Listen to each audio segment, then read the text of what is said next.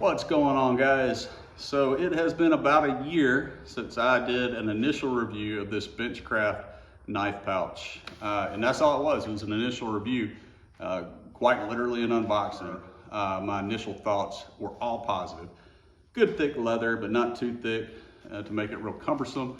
Seemed like a really quality build, really well made.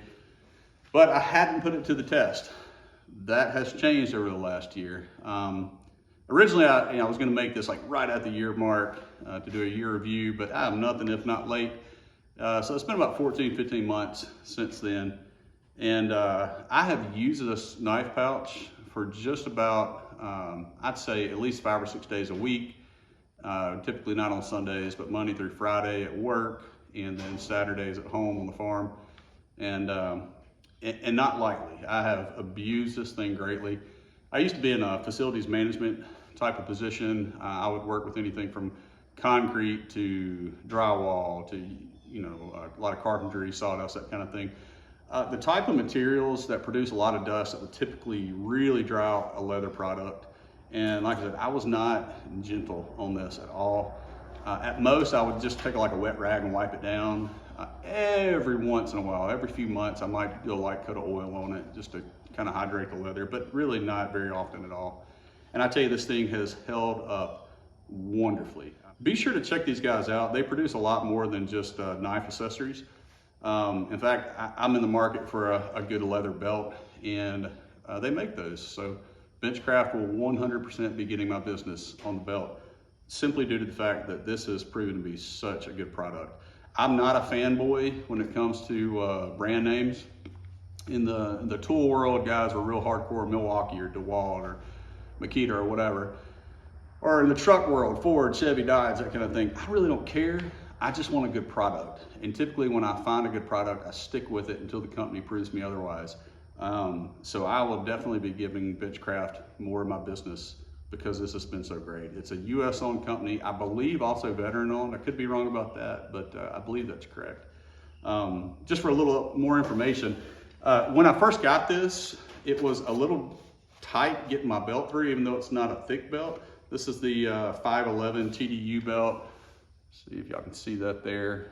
And even with it being a smaller belt, it was a little bit tight getting it through the belt loop on the back, but that's really what you want with a leather pouch, because that leather is going to form to whatever belt you're carrying.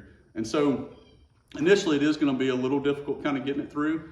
But it's going to form. Hopefully that'll show up on camera there. You can kind of see how that has done. And so now, it didn't take long. That belt just slides right on through with ease. So it's plenty tight so that this pouch is not sliding around on my waist all day long. I'm not having to readjust it, but it's also formed enough to allow my belt to go through easily every morning when I put this thing on. The other thing I was a little worried about were the buttons. Sometimes those wear out, these brass buttons.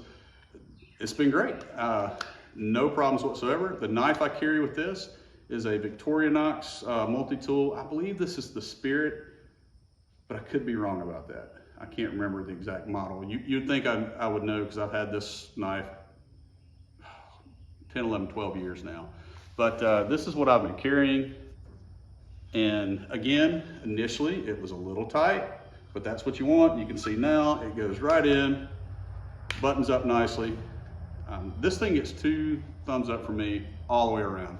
I don't have a single bad word to say about it. Just this past weekend, I had to do some work underneath my house. It's a conventional foundation, about 2 feet off the ground in the back, and it gets a little lower as you go toward the front, which I did have to.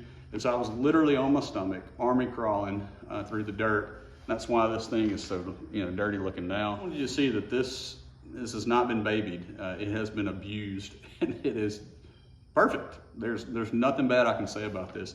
There's not even any big like scratches or gouges, even though there probably should be due to how I've used this. So Benchcraft, 2 thumbs up on this product, and definitely will be getting more of my business. Like I said, I'm in the market for a belt, a leather belt, and I'm going to be going to those guys to get that belt. They make all sorts of things. So if you're in the market for leather goods, be sure to check out Benchcraft. Again, a US owned company, which is a big perk for me.